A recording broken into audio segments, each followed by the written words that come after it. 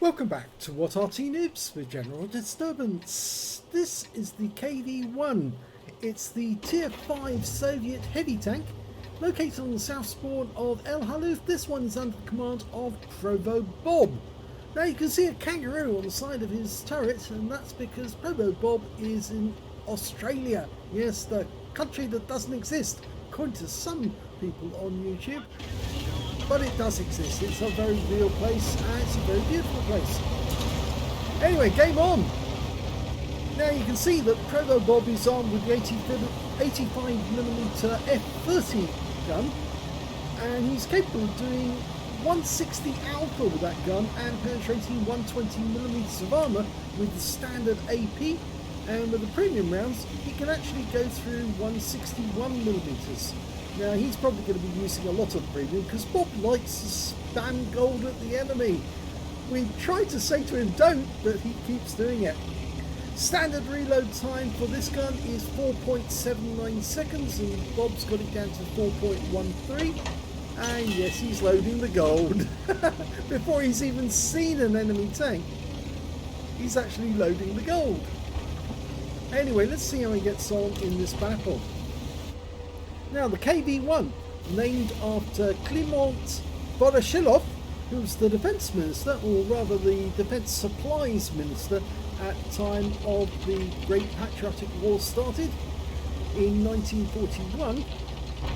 And well, I think Papa Joe got a bit jealous of that because a whole tank line was started in his name, Iosif Stalin, and that's what came out with the IS tank line. Yes, I think Papa Joe was very jealous because there was a whole line of KV tanks. Anyway, I've actually seen Stalin's grave. A bit surprising. Yes, I have been to the Kremlin and walked around the walls, and the one grave that had fresh flowers on top of it every day was Stalin's, funnily enough, even though he killed more people than Hitler did. But there was one person who killed more people than Hitler did and more people than Stalin did combined, and that was German Mao.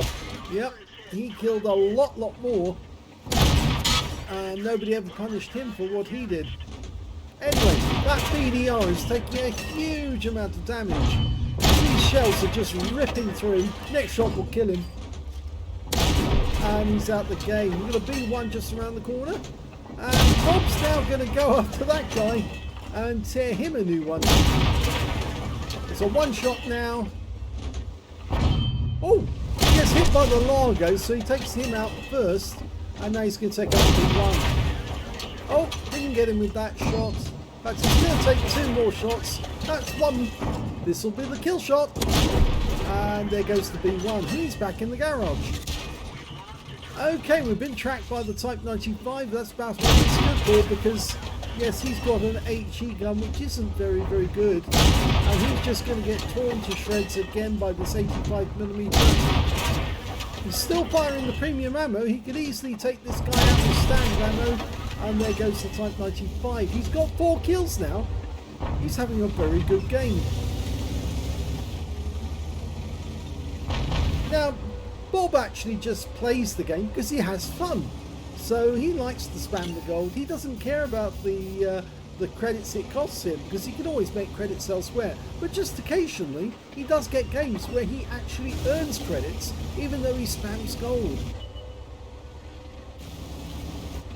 They're doing rather well at the moment. They're one tank up on the enemy. Oh, enemy tank down below. P43 just got wiped out. So he's backing up to turn around and go this way. And why shouldn't you play the game if you're having fun? I know some people say, oh well, you shouldn't use premium ammo all the time. You should try at least to fire some standard ammo. But of course it does prove that Wargaming were wrong when they said 5% of all ammo was only premium. Because a lot more than 5% is fired. And there goes the Type 95. I think it's probably closer to 50% premium ammo is fired in the game. I don't think Wargaming wants to accept that because that would make it pay to win. But it is pay to win, very definitely. Otherwise they wouldn't have premium tanks in the game. Well, KV-1 is the one tank I think that most people play to try and train themselves how to play a heavy tank. It's the standard heavy tank. If you can get used to this thing, then you can really have a lot of fun. There's 4 guns you can have. You can start out with the 76mm, which is the standard gun that this tank is armed with, the ZIS-5, or you can actually go for the 122mm howitzer and blast HE rounds at the enemy, which is also a lot of fun. Or alternatively, you can fire the 57mm, which is not the standard 57mm you find on many other tanks. It's a different gun altogether, but it is a high penetration round with a fast firing gun. But it can be a lot of fun because you then literally spam the enemy with as many shots as you can, which means you have to grab hold of them and then plug them full of holes, turn them into a pincushion. He didn't get the kill on that Churchill, but he's coming up behind him, and this will be his oh no, got an M8A1 first to kill. This will be for a Top Gun. Yep, got it. Okay, so Churchill 1 next. He's firing into the guy's rear. Yep, that's one. Now to kill him. Yep, got that. 7 kills. He's 1 shot away, or 1 kill away from getting a Radley Walters, and he's having an absolutely fabulous game. 3,730 hit points of damage in a tier 5 game is a superb game. He is literally carrying his team. Okay, the last 2 enemies are Valentine 2 and Stug 3 Aslains B. We can see the Valentine down in the valley. That one tracked him. Go for it again. Can't see it now, but that's a hit. No explosion on the ground, so he must have hit him. And again. Now, can you get another shot? There he is. He's stationary. Oh, just missed out on the kill shot. And the kill is taken by the BDR. And I think Bob is very unhappy with that, because that was a kill steal that stole away his Radleys. And now he has to kill the Stug 3 Aslains B. Otherwise, he's not going to get the medal.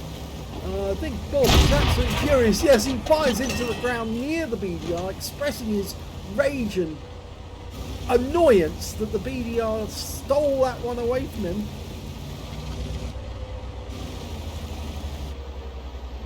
I think the BDR's got the 90mm gun as well. They found the BDR, the Stug. He's actually just around the corner, and the BDR just hits him again. And he pulls into cover, but oh, the kill shot goes to the Type 95. Yes, I can feel the hate. Let it flow through you, Bob. Well, this battle that took place on Christmas Day, I think you can rest assured that BDR will not be on ProvoBob's Christmas card list next year for doing what he did there, because he actually denied him a Radley Walters, and he did deserve it, because this was the first ace tanker in the KV-1 for ProvoBob. Congratulations on getting that award. My commiserations for having that Radley Walters stolen away from you at the last moment by the BDR.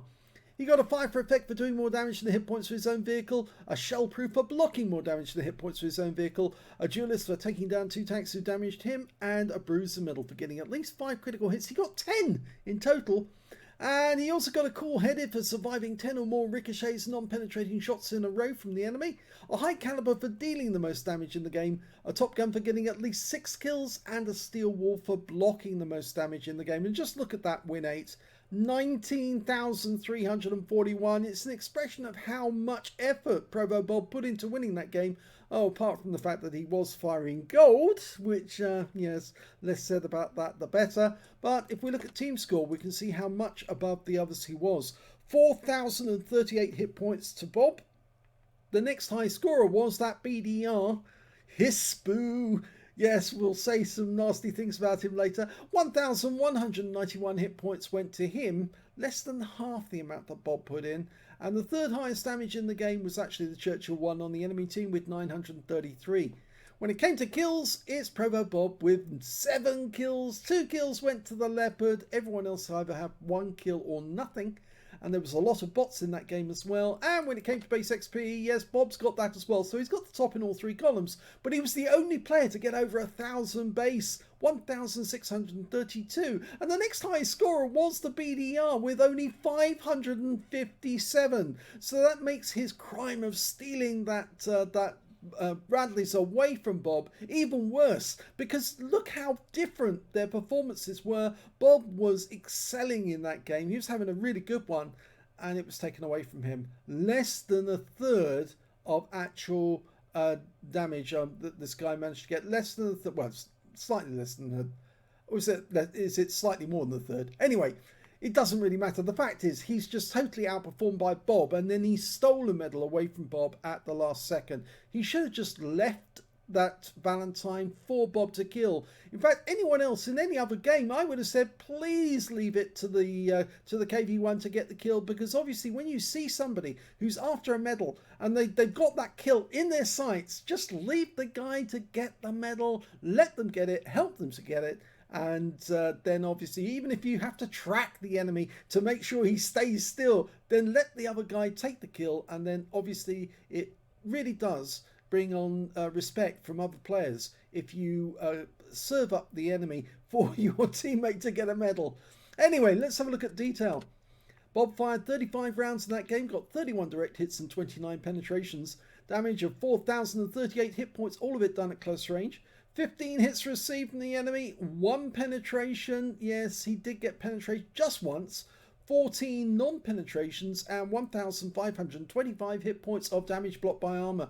He damaged 8 of the enemy, killed 7, and he earned 69,717 credits on a premium count, 23,704 from Christmas ops, holiday ops, and 93,421 credits altogether. But he did fire a lot of gold ammo, and after repair, ammunition, resupply and consumables, he made a loss of 8,522 credits. But I suppose we would forgive that if he'd actually got his Radleys and of course his ace tanker in the same game. 30 bonds for his achievements, 2,448 XP times 5 on this occasion, 1,224 for completing the mission and events, and 13,464 experience points altogether. It's really sad that this was the first 8 tankers and that BDR did what he did. That is totally unforgivable, and I would be very upset if somebody did that to me. I know that ProvoBob was probably fuming at that point. He was probably raging with anger, but there's not a lot he could do. I think really in the future, when you get a situation like that and the Valentine is sitting there basically totally defenseless and he's sitting there, you wait for somebody else to fire, then you take the kill shots and that way you guarantee that you get the win. So I'm sorry Bob, you didn't get it, but at least you got the first ace tanker, and that's an achievement in its own. If you enjoyed that replay, please give this video a like, do subscribe to our channel, leave a little comment down below because it feeds the algorithm. And of course, please do come back to our channel or to our sister channel called The General, where you can watch great replays without any commentary, but with loads of kills. Thanks for watching.